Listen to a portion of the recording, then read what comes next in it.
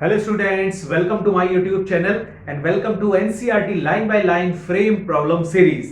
और बेटा इस सीरीज में हम लोग डिस्कस कर रहे हैं एनसीईआरटी की लाइन बाय लाइन से फ्रेम किए हुए क्वेश्चंस। तो बेटा ये क्वेश्चंस बहुत इंपॉर्टेंट हैं, इनको आप देखते रहिए और इनको रिवाइज भी करते रहिए। तो बेटा मोशन इन ए प्लेन में हम लोग लास्ट टर्न पे कंप्लीट कर चुके थे अपने 7th सेशन। आज हम लोग स्टार्ट करेंगे इसमें 8th सेशन। तो उसका क्वेश्चन नंबर 71 ये रहा आपके सामने। देखिए कहते हैं in uniform circular motion what is constant. 4 option दे रखे हैं, बताना है कौन सा करेक्ट होगा। ट्राई करिए। ओके बेटा, आई होप आपने आंसर मैच करा लिया होगा। चलिए सॉल्यूशन देखते हैं इसका। देखिए जब भी कोई पार्टिकल यूनिफॉर्म सर्कुलर मोशन करता है तो उसकी जो स्पीड होती है वो कांस्टेंट रहती है। ठीक है, जैसे मान लीजिए 2 मीटर पर सेकेंड है तो वो कहीं पर भी होगा, यहां पर भी स्पीड 2 मीटर पर सेकेंड, यहां भी स्पीड 2 मीटर पर सेकेंड, यहां भी स्पीड 2 मीटर पर सेकेंड। मतलब पूरे सर्कुलर मोशन में उसकी स्पीड हर जगह 2 मीटर पर सेकेंड ही रहेगी। स्पीड कांस्टेंट होती है यूनिफॉर्म सर्कुलर मोशन में, तो स्पीड कांस्टेंट रहेगी। अगर हम वेलोसिटी की बात करें, वेलोसिटी तो ये वेरिएबल होगी। वेलोसिटी वेरिएबल होगी। क्यों वेरिएबल होगी? क्योंकि वेलोसिटी एक वेक्टर क्वांटिटी है, इसमें मैग्नीट्यूड भी होता है, डायरेक्शन भी होती है। तो मैग्नीट्यूड तो वेलोसिटी का कांस्टेंट हो गया जो कि स्पीड कहलाएगी इसकी, लेकिन डायरेक्शन बदलेगी। जैसे यहां पर पहुंचेगा तो वेलोसिटी की डायरेक्शन इधर हो जाएगी, यहां पहुंचेगा तो वेलोसिटी की डायरेक्शन इधर होगी। टेंजेंशियल के अलोंग वेलोसिटी की डायरेक्शन होगी, तो वेलोसिटी क्या होगी? वेरिएबल, क्योंकि डायरेक्शन बदल रही है। एक्सीलरेशन की अगर हम बात करें तो सेंट्रीपिटल एक्सीलरेशन इसमें सेंटर की तरफ लगता है और इसकी वैल्यू होती है v²/r। तो मैग्नीट्यूड इसका तो कांस्टेंट होगा, लेकिन डायरेक्शन हर बार बदल रही होगी, क्योंकि जब यहां होगा तो डायरेक्शन सेंटर की तरफ इधर होगी, जब पार्टिकल यहां पहुंचेगा तो डायरेक्शन सेंटर की तरफ इधर होगी। तो इस तरीके से डायरेक्शन बदल रही है तो हम कहेंगे एक्सीलरेशन भी चेंज कर रहा होगा। तो एक्सीलरेशन भी वेरिएबल होगा, वेलोसिटी भी वेरिएबल होगी, लेकिन स्पीड कांस्टेंट रहेगी। तो कौन सा ऑप्शन इसमें करेक्ट हो जाएगा? फर्स्ट वाला ऑप्शन इसमें करेक्ट हो जाएगा। क्लियर हुआ बेटा सबको? ओके बेटा अब आते हैं क्वेश्चन नंबर 72 पर। कहते हैं uniform circular motion is, 4 option दे रखे हैं, बताना है कौन सा करेक्ट होगा। सॉल्व करिए। इसमें 4 ऑप्शन दे रखे हैं, एक्सीलरेटेड, नॉन एक्सीलरेटेड, मे और may not, none of these. तो यूनिफॉर्म सर्कुलर मोशन कैसा होगा बेटा? एक्सीलरेटेड होगा कि नॉन एक्सीलरेटेड होगा, या दोनों ही हो सकता है। यूनिफॉर्म सर्कुलर मोशन का मतलब होता है कि इसकी जो स्पीड है वो कांस्टेंट होगी, लेकिन एक्सीलरेशन तो सेंटर की तरफ लगता है ना, जिसकी वैल्यू होती है v²/r, AC सेंट्रीपिटल एक्सीलरेशन ये लगेगा। तो इसका मतलब यूनिफॉर्म सर्कुलर मोशन भी एक्सीलरेटेड होता है। अगर नॉन यूनिफॉर्म हुआ तब तो वो एक्सीलरेटेड होगा ही होगा, लेकिन यूनिफॉर्म सर्कुलर मोशन भी एक्सीलरेटेड होता है, ये याद रखिएगा। क्लियर हुआ बेटा सबको? तो कौन सा ऑप्शन सही हो जाएगा? फर्स्ट वाला ऑप्शन इसमें करेक्ट हो जाएगा। ओके बेटा अब आते हैं क्वेश्चन नंबर 73 पर। कहते हैं in uniform circular motion for 2 points angle between delta r vector and delta v vector is, delta r vector is the displacement and delta v vector is the change in velocity. 4 option दे रखे हैं, बताना है कौन सा correct होगा। Try करिए। चलिए क्वेश्चन को सॉल्व करते हैं। देखिए इस क्वेश्चन में पूछ रहे हैं कि एक पार्टिकल सर्कुलर मोशन कर रहा है जिसमें किन्हीं 2 पॉइंट्स के लिए उसका जो डिस्प्लेसमेंट वेक्टर है और जो चेंज इन वेलोसिटी वेक्टर है, उन दोनों के बीच में एंगल कितना होगा। तो देखिए सपोज कर लेते हैं कि ये कोई सर्किल है जिसके अलोंग एक पार्टिकल सर्कुलर मोशन कर रहा है। मान लेते हैं कि यहां पर उसकी इनिशियल पोजीशन है ए पॉइंट पर, तो उसका इनिशियल पोजीशन वेक्टर हो गया r1 ओरिजिन के रिस्पेक्ट में। उसी तरीके से फाइनल में सपोज दैट वो इस b पॉइंट पर पहुंच जाता है, तो यहां का पोजीशन वेक्टर r2 के इक्वल हो जाएगा। तो जब डिस्प्लेसमेंट वेक्टर की वैल्यू हम निकालेंगे तो ए से लेकर बी तक जो डिस्प्लेसमेंट वेक्टर बनेगा डेल्टा वेक्टर r, उसकी डायरेक्शन इधर की तरफ होगी। ठीक है, तो ये आ गया डेल्टा वेक्टर r। अब उसके बाद हम निकालते हैं डेल्टा v। तो डेल्टा v में देखिए ये वाला जो पार्टिकल जब इस पोजीशन पर होगा तो उसकी वेलोसिटी की डायरेक्शन इधर होगी, तो डायरेक्शन ये हो गई इधर कहीं, है ना, ये v के इक्वल। उसके बाद जब ये b पॉइंट पे पहुंचेगा तो टेंजेंशियली उसकी डायरेक्शन इधर हो जाएगी वही v की, तो यानी कि ये वाला वेक्टर जो है वो इधर कहीं आ जाएगा, ठीक है, v का। तो एक तरीके से इसको हम वेक्टर v1 मान सकते हैं जिसका मैग्नीट्यूड v के इक्वल होगा, इसको हम वेक्टर v2 मान लेते हैं जिसका मैग्नीट्यूड भी v के इक्वल है। तो जो चेंज इन वेलोसिटी वेक्टर होगा यानी फाइनल वाला वेक्टर माइनस इनिशियल वाला वेक्टर, तो वो वेक्टर इस डायरेक्शन में आ जाएगा, मतलब ये वैल्यू बनेगी डेल्टा v की। तो हम देखेंगे इसमें कि जो ये डेल्टा v वेक्टर है और ये जो डेल्टा r वेक्टर है ये एक दूसरे के परपेंडिकुलर होंगे, यानी कि 90 डिग्री के एंगल पर होंगे। ये हॉरिजॉन्टल में बन रहा होगा अगर ये वर्टिकल में बन रहा है, ठीक है। तो दोनों के बीच में जो एंगल होगा वो 90 डिग्री का हो जाएगा, ठीक है। डायग्राम से ये आपको क्लियर हो जाएगा। क्लियर हुआ बेटा सबको? ओके ओके बेटा, अब आते हैं क्वेश्चन नंबर 74 पर। कहते हैं in uniform circular motion for 2 points the triangle formed by the position vectors and triangle formed by the velocity vectors are. 4 option दे रखे हैं, बताना है कौन सा करेक्ट होगा। ट्राई करिए बेटा। अभी जो लास्ट वाला क्वेश्चन हम लोगों ने किया था उसमें जो हम लोगों ने ट्राइंगल्स फॉर्म किए थे उन्हीं के बारे में यहां पर डिस्कशन हो रहा है, उन्हीं के बारे में पूछ रहे हैं वो कैसे होंगे। तो बेटा अभी अभी हम लोगों ने देखा कि जो पार्टिकल सर्कुलर मोशन कर रहा था उसका जो ट्राइंगल डिस्प्लेसमेंट वेक्टर के साथ बन रहा था, ये डिस्प्लेसमेंट वेक्टर डेल्टा आर था, ये पोजीशन वेक्टर r1 था, ये वाला पोजीशन वेक्टर r2 था।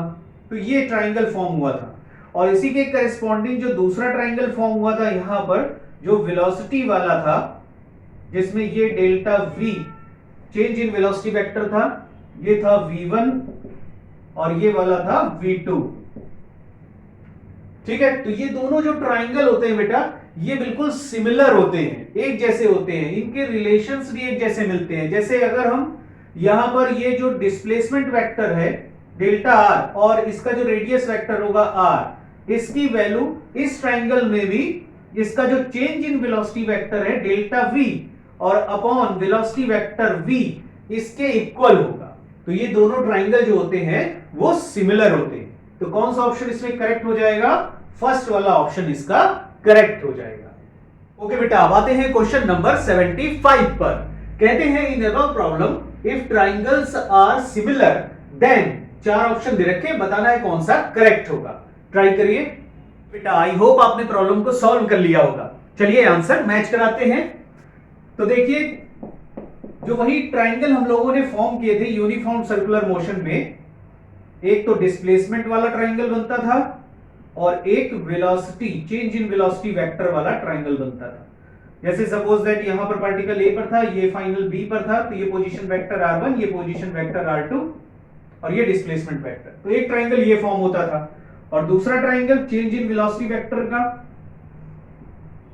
ये फॉर्म होता था, ठीक। ये दोनों ट्राइंगल फॉर्म हो रहे थे, तो ये दोनों सिमिलर होते हैं। तो सिमिलर की कंडीशन में इनके सेंटर पर जो ये एंगल बनते हैं ये दोनों में सेम होते हैं। एंगल इक्वल टू होता है आर्क अपॉन रेडियस, तो यहां से थीटा की वैल्यू आ जाएगी डेल्टा आर बाई आर। उसी तरीके से यहां पर theta is equal to delta v upon v के इक्वल हो जाएगा। और ये दोनों सिमिलर हैं तो हम लिख सकते हैं कि delta r by r equal to होगा डेल्टा वी अपॉन वी के। तो यहां पर देखो फर्स्ट ऑप्शन तो ऐसा नहीं लग रहा है, सेकंड ऑप्शन ऐसा लग रहा है delta v upon v is equal to delta r by r.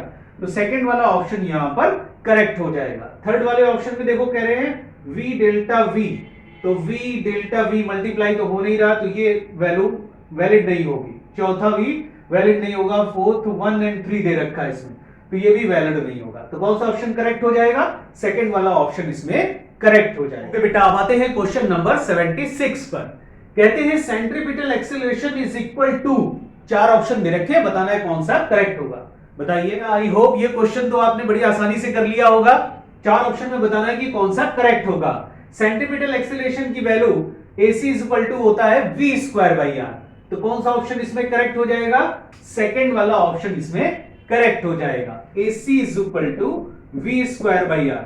देखिए इसके कुछ और भी फॉर्म निकल के आते हैं। अगर v को हम r ओमेगा के इक्वल लिख दें तो r square omega square upon r, तो ये देखिए बन जाएगा r ओमेगा स्क्वायर, ठीक। और ओमेगा एंगुलर वेलोसिटी होती है, इसको हम एंगुलर फ्रीक्वेंसी भी कहते हैं। और ओमेगा की वैल्यू लीनियर फ्रीक्वेंसी के साथ भी रिलेट होती है। ओमेगा को 2 पाई एन के इक्वल लिखते हैं, जहां एन है लीनियर फ्रीक्वेंसी, इसी को बोलते हैं नंबर ऑफ रिवॉल्यूशन पर सेकेंड, नंबर ऑफ रिवॉल्यूशन पर सेकेंड। तो ओमेगा इक्वल टू होता है 2 पाई एन। उसकी वैल्यू अगर हम यहां पर रखें तो ये वैल्यू बन जाएगी आर, और ओमेगा की वैल्यू 2 पाई एन रखोगे तो 4 पाई स्क्वायर एन स्क्वायर के इक्वल आ जाएगा। तो इस तरीके से हम कह सकते हैं कि सेंट्रीपिटल एक्सीलरेशन क्या, एक फॉर्मूला तो होता है v स्क्वायर बाई आर, दूसरा होता है आर ओमेगा स्क्वायर, और तीसरा होता है r into 4 pi square n square. इतने फॉर्मूले सेंट्रीपिटल एक्सीलरेशन के होते हैं जो आपको याद रखने हैं। क्लियर हुआ बेटा सबको? ओके बेटा, अब आते हैं क्वेश्चन नंबर 77 पर। कहते हैं direction of centripetal acceleration in uniform circular motion towards, 4 option दे रखे हैं, बताना है कौन सा करेक्ट होगा। ये क्वेश्चन आपने सॉल्व कर लिया होगा, तो आंसर मैच कराएं। चलिए देखिए, सर्कुलर मोशन जब होता है, यूनिफॉर्म सर्कुलर मोशन, तो पार्टिकल पर जो एक्सीलरेशन की डायरेक्शन होती है एसी, वो सेंटर की तरफ होती है, सेंटर की तरफ, टुवर्ड्स द सेंटर। तो ऑप्शन हो जाएगा फर्स्ट वाला करेक्ट, टुवर्ड्स द सेंटर। ठीक है, अलोंग द टेंजेंट नहीं होगी, गलत हो जाएगा। रेडियस वेक्टर में कंफ्यूजन हो सकता है, लेकिन याद रखिए जो रेडियस वेक्टर होता है बेटा, वो सेंटर से आउटसाइड की डायरेक्शन में होता है। जब भी हम रेडियस वेक्टर बनाते हैं वो सेंटर से आउटसाइड की डायरेक्शन में बनाते हैं, तो जो सेंट्रीपिटल एक्सीलरेशन होगा वो रेडियस वेक्टर के अपोजिट डायरेक्शन में होगा। ठीक है, अलोंग द रेडियस वेक्टर नहीं होगा, तो इसलिए थर्ड वाला ऑप्शन भी इसमें करेक्ट नहीं होगा। तो कौन सा ऑप्शन करेक्ट हो जाएगा? फर्स्ट वाला ही इसमें करेक्ट होगा। क्लियर हुआ सबको? ओके बेटा, अब आते हैं क्वेश्चन नंबर 78 पर। कहते हैं in uniform circular motion who proposed the term centripetal acceleration. 4 option दे रखे, बताना है कौन सा करेक्ट होगा। ट्राई करिए। ओके बेटा, ये क्वेश्चन आपने सॉल्व कर लिया होगा। चलिए आंसर मैच कराते हैं। देखिए, यूनिफॉर्म सर्कुलर मोशन में जो सेंट्रीपिटल एक्सीलरेशन टर्म था, ये दिया था न्यूटन ने। न्यूटन ने ये टर्म दिया था। ठीक है, याद रखिएगा इसको। तो कौन सा ऑप्शन सही हो जाएगा? सेकंड वाला ऑप्शन इसमें करेक्ट हो जाएगा। अब आते हैं क्वेश्चन नंबर 79 पर। कहते हैं a thorough analysis of centripetal acceleration was published by, 4 option दे रखे, बताना है कौन सा करेक्ट होगा। बताइए। देखिए बेटा, जो सेंट्रीपिटल टर्म था वो दिया था न्यूटन ने, लेकिन इस सेंट्रीपिटल एक्सीलरेशन का जो थॉरो एनालिसिस किया था वो किया था एक दूसरे साइंटिस्ट ने, उनका नाम था हाइगन। उन्होंने इसका थॉरो एनालिसिस किया था। तो यहां पर जो ऑप्शन करेक्ट हो जाएगा वो थर्ड वाला ऑप्शन करेक्ट होगा। तो बेटा, अब आते हैं क्वेश्चन नंबर 80 पर। कहते हैं a thorough analysis of centripetal acceleration was first published in, 4 option दे रखे हैं, बताना है कौन सा करेक्ट होगा। ट्राई करिए। अभी लास्ट क्वेश्चन में हम लोगों ने जाना कि जो एक्सीलरेशन का थॉरो एनालिसिस था वो किया था हाइगन ने, और इस चीज को उन्होंने पब्लिश्ड किया था इन 1673 में। पहला वाला जो ऑप्शन है दैट इज करेक्ट। क्लियर हुआ बेटा सबको? ओके बेटा, तो ये था हम लोगों का आज का सेशन। आई होप ये आपको बहुत पसंद आया होगा। तो पसंद आया हो तो लाइक और सब्सक्राइब जरूर कर दीजिएगा। तो बेटा, जितने भी ऐसे क्वेश्चंस हैं, मैं और अच्छे अच्छे क्वेश्चंस आपको फ्रेम करके अभी आगे देता रहूंगा, और इन क्वेश्चंस को आप देखते जाइए और रिवाइज करते जाइए। इन फ्यूचर ये क्वेश्चन आपके लिए बहुत ही बेनिफिशियल होंगे। तो बेटा, अब मिलते हैं नेक्स्ट सेशन पर। तब तक के लिए बेस्ट ऑफ लक।